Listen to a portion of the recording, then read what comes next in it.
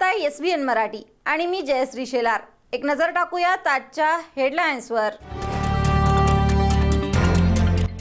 विविध मागण्यांसाठी देशभरातील बँका बंद, अनेकांची पगाराची तारीख हुकली, नोकरदारांचे पगाराच्या SMS कडे लक्ष।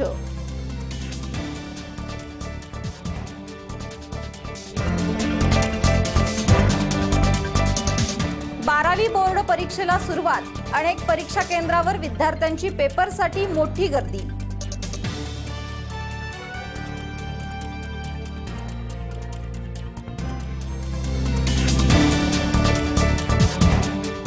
महापालिका आघाडीच्या चर्चेवरून पतंगराव कदमांचा प्रदेशाध्यक्ष अशोकराव चव्हाण यांना अप्रत्यक्ष टोला, तर राष्ट्रवादीच्या नेत्यांवरही केली कदमांनी गंभीर टीका।